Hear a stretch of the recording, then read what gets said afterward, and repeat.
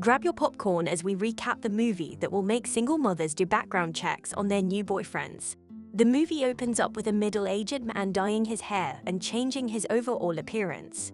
Pictures of the family he had just slain are shown. He packs up his things, then makes himself some breakfast as if everything is normal. A dead young boy lays his head on the dinner table, while the mom is dead on the couch. Flashbacks of the stepdaughter screaming is shown before he walks out.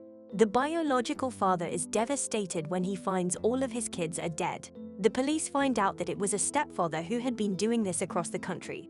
He would specifically target any widowed or divorced mothers. 6 months have passed and David Harris has moved on to the next family. He sparks a conversation with a divorced mother, Susan Hodding. David is very charming towards her. Susan says his wife is very lucky. However, David lies and says his wife and daughter died from a drunk driver last year.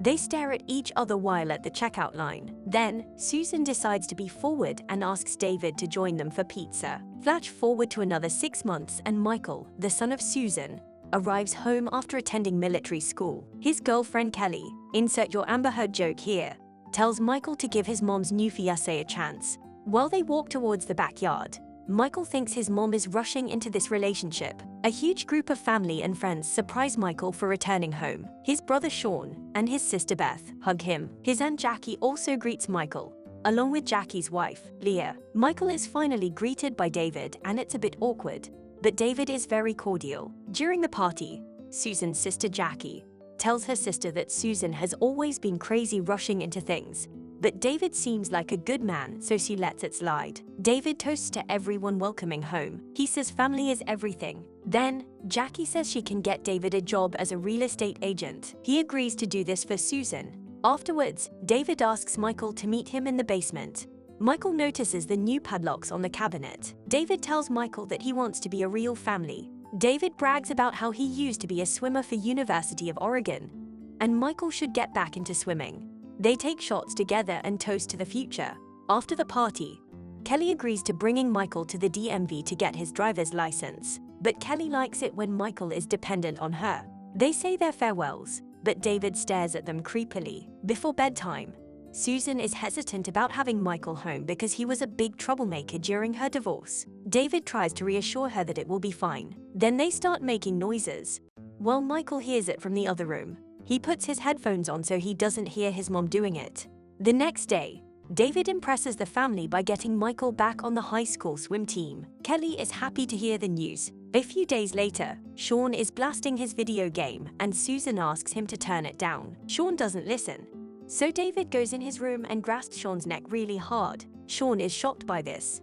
Afterwards, David comments about Kelly being too promiscuous and a bad influence for Michael.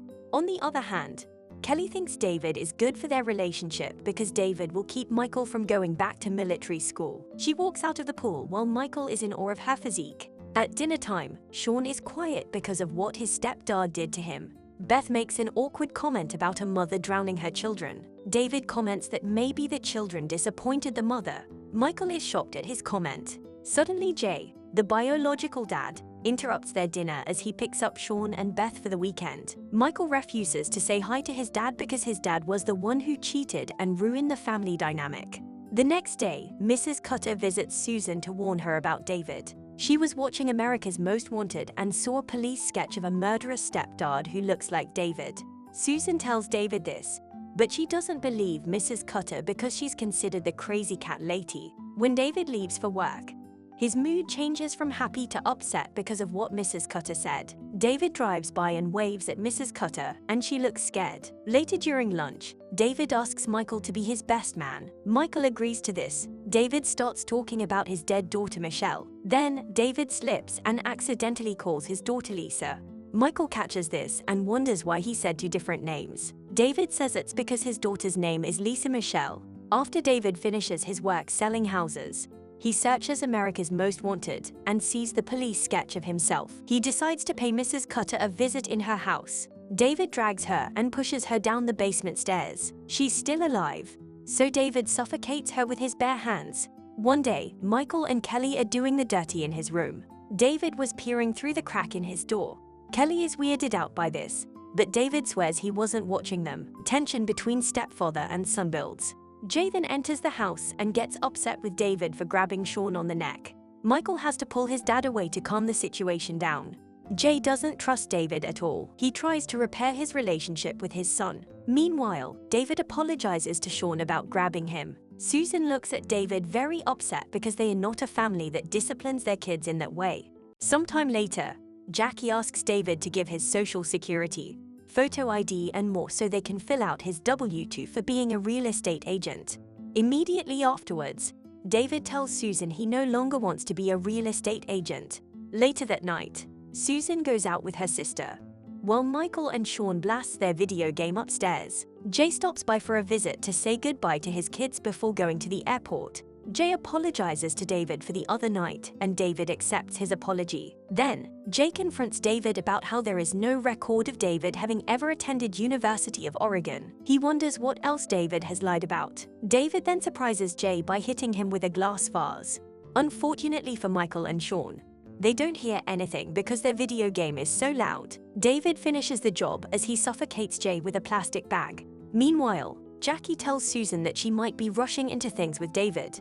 Susan gets really defensive. When Susan gets home, she's not too surprised that Jay never showed up to say goodbye to his kids. Subsequently, Jackie and Leah discuss how suspicious David is by always paying in cash. Jackie decides to do some snooping because she's getting a hunch David is not who he says he is. That same night, David decides to send Michael a text from Jay's phone. It says he feels bad about not saying farewell. It also says that the background check he did on David resulted with no red flags. The next day, Michael overhears David and the mailman discussing the police at Mrs. Cutter's residence. The mailman says it was an accident and Mrs. Cutter's daughter found her mom dead. When David goes to relay this message to the family, David doesn't realize he added a few details that the mailman didn't say, like how Mrs. Cutter fell down the stairs.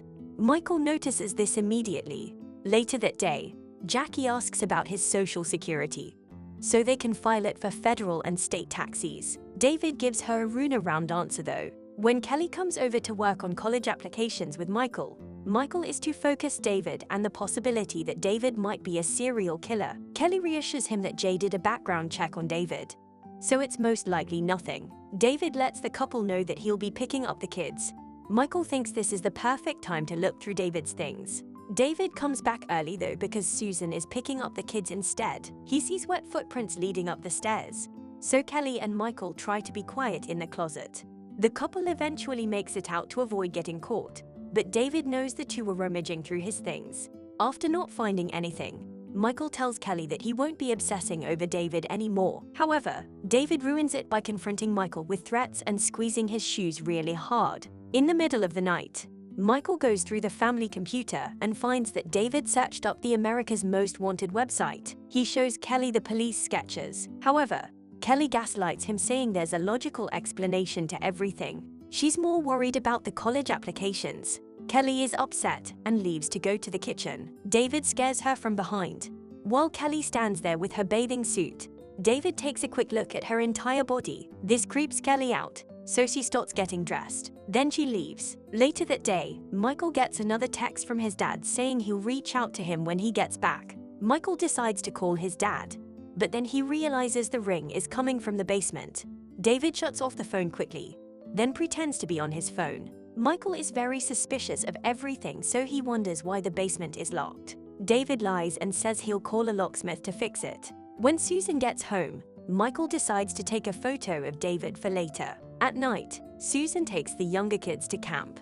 After his shower, David checks his phone and notices the photo he took of David has been deleted. He tells Kelly this, but she continues to gaslight him. Subsequently, Jackie sends an email to her sister, saying she's going to hire a private investigator to look up David's past. David finds this email and deletes it. When Jackie is packing up her things to leave for Hawaii, she realizes the storm has thrown her pool umbrella into the pool. She tries to fish it out, only to be surprised by David. He drowns her. Later, when Susan gets home, David gives her a sleeping pill to sleep through the storm. Just outside the house, Michael tells Kelly to keep a lookout while he searches the basement for evidence. Michael then breaks a window leading to the basement. Michael uses a crowbar to open up the locked cabinets, and he finds his dad's bag with his dad's broken cell phone.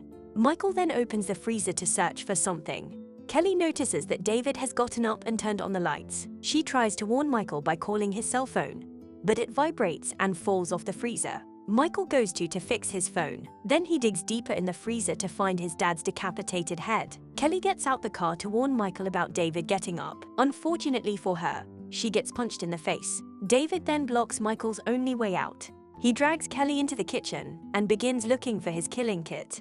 Susan gets up after hearing the commotion. David has no choice but to tell her the truth. He holds a butcher knife and Susan starts running away. She manages to lock herself in the bathroom, and Michael uses a crowbar to open the basement door. He goes over to make sure Kelly is alive. Upstairs, David breaks through the door, causing the hanging mirror to shatter. Luckily, Susan was able to grab a shard and stab David before she is stabbed. David falls into the tub. The three reunite, but David is still alive. They go up the attic, but David manages his way there too. David tries to slash Michael.